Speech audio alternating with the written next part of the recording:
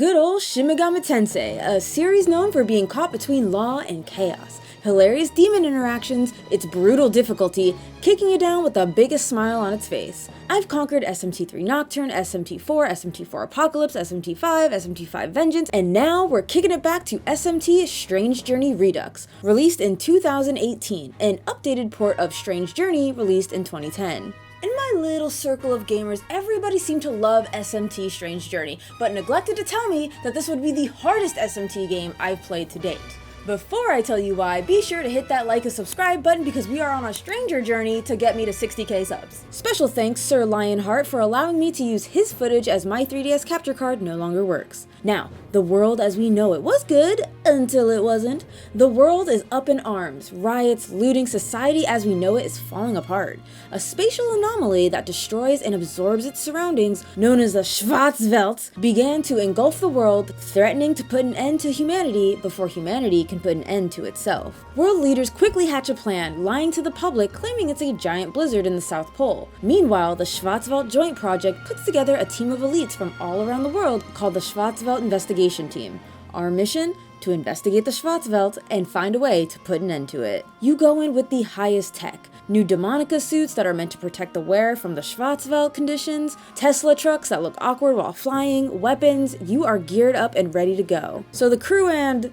I would like to reiterate, this footage you see is not mine, crash land in the Schwarzwelt and is separated from the others. From the crash, you meet with the three wise men who speak of humanity's end, but see something in you. You and the rest of the crew are blessed with the good old demon summoning program, which allows you to capture demons and use them in battle. This is important because the Schwarzwelt is infested with the creatures. So you do some exploring, try to get the lay of the land, just an idea of what the heck kind of place the Schwarzwelt is. What initially started as a way to investigate the anomaly turns into a strange journey on how to escape it. Meanwhile, meeting various demons that hold a mirror up to humanity, forcing the team to acknowledge the uglier side of their race. It's a not-so-quiet commentary on humans and monsters are not so different, traveling through the various sectors of the Schwarzwelt that progressively seem to reflect our own world. Our whole crew is just as shaken up as we are, bringing different perspectives into the conversations on how to escape this warped world's clutches. Now, just like traditional SMT games, there are law and chaos representatives. It's pretty easy to tell who's who, also because the opening of the game literally spoils you.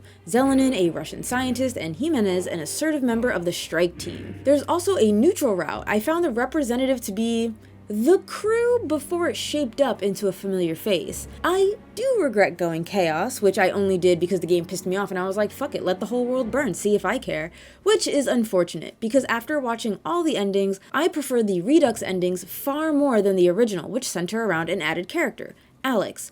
She's this super powerful and super annoying chick who can beat your ass. Now let me add, I don't like how we got to these endings, but the ending themselves are fantastic. And if I like the gameplay of Strange Journey more, then I would say is worth pursuing. They also added a new dungeon connected to Alex, known as the Womb of Grief, which is effectively SMT3's Labyrinth of Amala. I mean, I did stuff there, I got to the 5th or 6th floor, but I never completed it, thus locking me out of the Redux ending. The story sets itself up quite well. We have a mission and the sense of mystery, anxiousness, and fear. And an emotion I wasn't prepared to experience as much as I did was anger. This game pissed me off. It's tough, and yeah, SMT is known to be one of the more difficult JRPGs, and I'm here to tell you, out of all the SMT titles I've played, Shin Megami Tensei Strange Journey is by far the most difficult. And I played on normal, like every other SMT, and I played Redux, which still smoothed the journey out, but I was still floundering. The gameplay loop is explore a sector, defeat a boss, get a unique forma that allows you to go to the next sector and repeat. The biggest hurdle for me is the first-person dungeon crawling. I never was a first-person anything fan, and I can't think of a first-person dungeon crawler I've ever played because none looked fun to me. But I figured I could give this a shot, and after playing this, I can still say, not a fan. You walk around, the map fills out as you go. As you power up, you're able to unlock doors, see hidden enemies, paths, and items. Later levels we're introduced to damage tile floors, which suck, and even more so, dark areas, where you just have to feel it out. Sometimes you'll run into other team members or demons who will give you quests. Usually fetch this or talk to this demon, etc. The point is, for me, I don't like movement in this game. I hate walking down a path, looking straight ahead, and not noticing that if I only looked left, there would have been a terminal to save, or a healing station. Now, I get we have eyes in front of our faces, but we have peripheral vision. And don't say, oh, we're wearing a helmet because it's difficult. A high-tech Demonica helmet. Only weakness? Peripherals. And yes, I know we could shuffle left and right, which in the beginning of the game you'll have to do if you want to find any hidden paths. You'll have to be facing the wall in order to uncover it. Oh, and we can't not talk about the fun times in a particular sector where it teleports you all over. Let me state that I hate warp portal maps across all games, but for a game on the 3DS, we have a stylus. We have touchscreen functionality, and in a first-person dungeon crawling game, are you telling me we can't draw on the map? Make notes? Put a pin in something? Nothing? Atlus has an entire series that's based around mapping, and you couldn't let us jot our own notes down in a Shin Megami Tensei game? Yes, I'm being a tad dramatic. We do have symbolism, namely a demon who gives you a side quest, we get a little chat bubble, hidden paths, items, and enemies. We have red tornadoes, but we don't get to know where those take us to. We have purple X's for holes, and different colored tiles for damage spaces or dark areas. When a big bad is close, we get a red exclamation point, and more. There are just specific points in the game that creating your own notes would have helped immensely, mainly noting dead bodies, and most importantly, where the F these warp portals take us. Sector E, I hate you. So you make do, and at the very least you're told when enemies are approaching. As the symbol in the top right corner becomes more red, you're likely to encounter a fight. At first, enemies come up as unknowns, which I actually like. You can't make sense of them until they're actually defeated, or you learned of them ahead of time through fusion. The press turn system has been replaced with a co-op attack system, so you'll notice in battle your demon names may be in different colors. These signify an alignment. Blue is law, red is chaos, white is neutral. If you or any demons hit an enemy weakness, all allies of the same alignment will do a follow-up attack. The more same aligned allies, the more damage. This changes things up quite a bit as there's still a focus on weakness, but now you're going to pay attention to who's in your party so you can rack up the damage. Another interesting twist is this co-op attack is player exclusive, and thank goodness, cause it's rough out here. That said, if your weakness is clocked, it's extremely damaging. So here's the thing. I appreciate a new battle system. While the press turn system is perfect in my eyes, I understand this isn't a raw SMT game. Strange Journey deserves a strange battle system. I don't like it for the simple fact I want to use what demons I want to use, and nothing is stopping me from having a mixed aligned team. There are stinkers in every alignment, there are also badasses. But without using follow-up attacks, those bosses feel particularly spongy, and you want to end them quickly, as halfway marks they start busting out more powerful skills, and you don't want to play the game of attrition with these guys. While not a fan, let me give some credit where credit is due. It makes you think incredibly differently. I absolutely fell into the trap of my MC needing to be an attacker, and I gotta have my party aligned or else, no, you don't.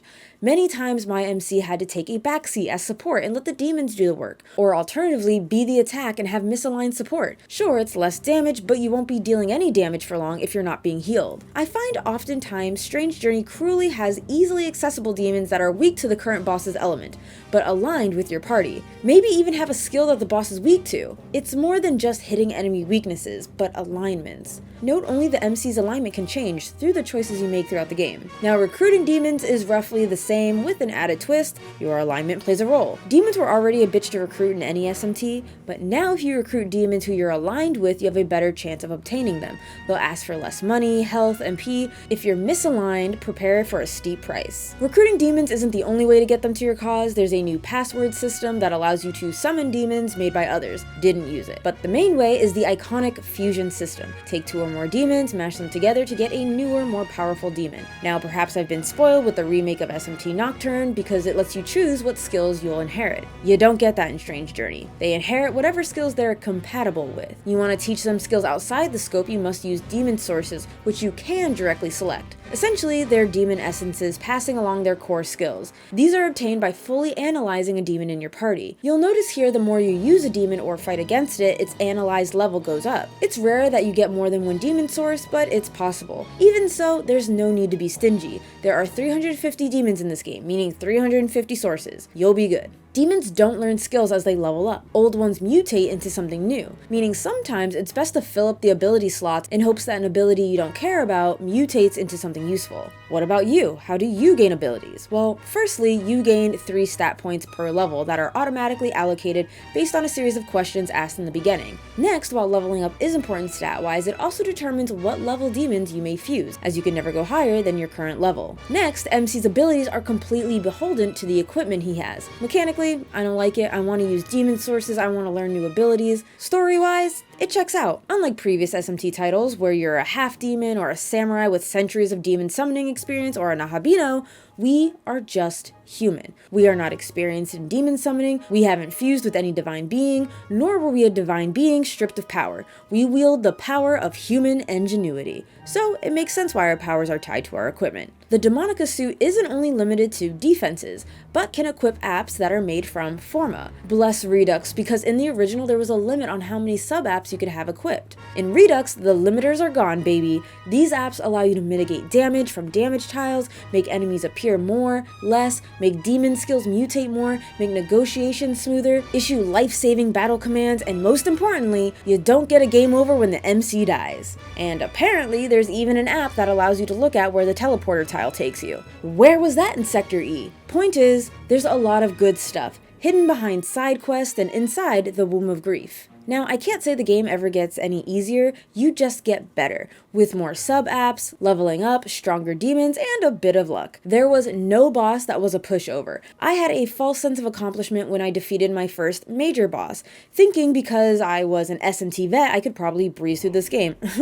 Nah, rookie mistake. To sing some of this game's praises, we gotta talk about the atmosphere. At the start, the narrative sets up a dreadful and oppressive uncertainty, and when you're in the Schwarzwelt, you realize that was warranted. We crash land, people are missing, systems are down, we're scrambling to get back on our feet. Throughout the journey, we see comrades fall, lose their mind, morale is wavering as you traverse uncharted lands while demons curb stomp you. Demons you can't even register because you've never seen anything like it. And some of these quests, oh my god, they do not pull punches. You could watch Alice skin a rabbit alive. Questions begin to pile up as the Schwarzwelt mimics human structures. The little details like going to the lab, which serves as your shop. You don't buy weapons and armors and apps, you develop them. Nor do you sell items, you recycle. Maka isn't a currency but an energy source, which makes sense. Why would your team sell you stuff in a life or death situation? And as alarming and hopeless this all feels, the small victories you have of recovering teammates, making contact with the outside world, feel monumentous. It makes it feel like you and the team have a fighting chance after all.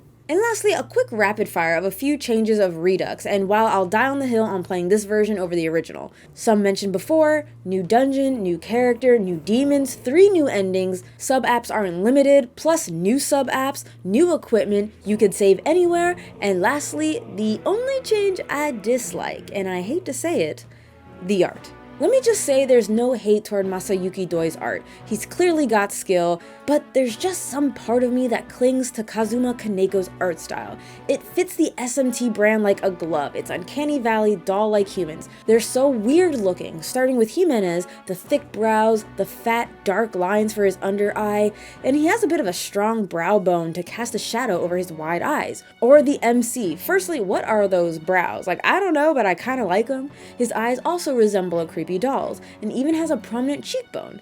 Zelenin is probably the most normal. Her eyes still kinda uncomfortable. And my man Commander Gore, I really like the sharp lighting on his skin tone. Pointed nose, big lips, of course, all of them are rocking the signature black upper lip. And in Redux, they've been smoothened out. They look less creepy and more generic, save for Zelenin. I think she had the smoothest transition, mainly because her original art wasn't that uncanny to begin with. Someone on Reddit said it best, imagine removing all the lines in JoJo's Bizarre Adventure. It's a similar energy. Now, jokes aside, I do appreciate the additional art we didn't get in the original, namely crewmate portrait art, and man, it's so appreciated. Especially when shit really gets going, the crewmates having names is great, but having their character portraits to further show how they're feeling, oh, it's a really great addition. Outside of that, SMT Strange Journey uses animated pixel art in battle, and as a kind of a bonus, I love that you could see the height difference with your demon squad. I like you as a human, next to little Alice and big old Zeus. For the most part, I like this interface. You do have to click a button to see stat buffs and debuffs. I don't like that as an extra step, but other than that, Great. The maps, oh boy, the maps. Once you've seen like 3 or 4 of the walls, you've seen them all. There's like initial like, ooh, ah, then it quickly wears off. The thrill is more about filling out the map versus looking at the walls. My eyes paid more attention to the bottom of the screen than the top. The music done by Shoji Meguro, the main Atlas composer, and Redux called upon Toshiki Konishi. And it took a while for me to warm up to the Strange Journey soundtrack, but I think I ultimately came around. But first, it's important to note that Strange Journey's audio is only in Japanese. Not the biggest problem, not my preference, but I've played games in Japanese before. So each sector you go to has a different theme. So the beginning sectors I like, mainly because it's minimalistic and it has captured the dangers of the unknown. I love it's just drums and baritone chanting. This is the song I associate the most with Strange Journey. It perfectly captures what's going on, the cautious march of a band of humans in a foreign space. This is Sector A, and one of my favorites. It's formerly known as a Scorched Nation.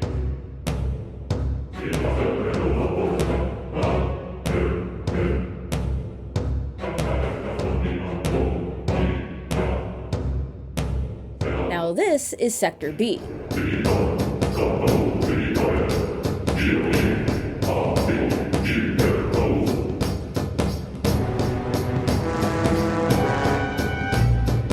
This is called a Frivolous Nation, and this was my favorite sector of the game. This was such a stark contrast to the former because it's upbeat and its uncertainty is gone. Now you got an idea of what's going on. And I love that they keep the baritone chanting. To me, it symbolizes the demons and that they're all around, especially because the very same chanting is present in the theme of chaos and is completely absent in the theme of law. Anyways, Sector B is sort of the entertainment district, so to speak, and I just think it does a great job capturing that. Then later sectors, and especially the Womb of Grief, I felt like I was losing my mind, which hey, maybe that's what the game's goal was. I can't tell if it's the 3DS hardware that made the music sound genuinely annoying, or if the songs were just wearing on me. I didn't want to listen to it. You know what it is? Some of these dungeons you spend hours in, not because you're progressing, but because you're lost. And I think hearing some of these songs for too long aggravated me. Have you ever listened to a 15-minute video and they never change the background music? And even though it's just in the background and they're clearly talking over it, it just starts to drive you a little wonky. Is that just me? Either way, that's how I felt, because I would turn down the encounters so I wouldn't get the break of a battle theme. And shame on the Womb of Grief for not having different music for each floor. I'm surprised Atlas didn't do that. Speaking on that, it took some time, but I think I warmed up to the battle theme, which is exceptionally patriotic.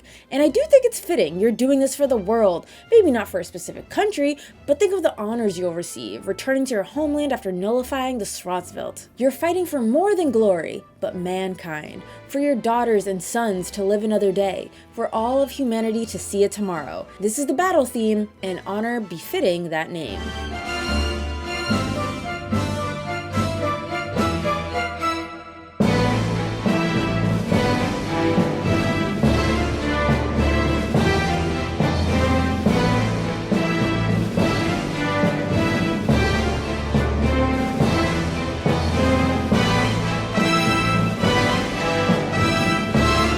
SMT's Strange Journey was just that, a strange journey, not only in the context of the game, but for me personally. It had me feeling a spectrum of emotion. In the beginning, I was intrigued, getting used to a new battle system, getting my teeth kicked in, growing frustrated, but then as the story kind of expanded, I was like, what's going on? I do wish I stuck to humanity rather than veering off into chaos because I was so angry at the game. But also I kind of don't, because there was a lot more game to be had if you go the neutral route, and I like the story, not so much the gameplay. Mind you, I was 91 hours in. You want to know how I know that I was really done with the game? That I didn't fuse Mastema or seek out Mara. Mastema you could fuse at level 82, I beat the game at level 79, and then Mara, I think he's behind a quest and did not do that quest. Also, I didn't get Shiva. Anyways, to break this review down, I like a game that makes you reflect, and an oppressive atmosphere that quite literally makes you face your demons. The biggest drawback for me, which is just a personal preference, I don't like first-person dungeon crawling. Let it be written in stone, it's not for me. If you like that genre and don't mind a little bit of difficulty, then I encourage you to jump into the Schwarzwelt and have yourself the strangest journey.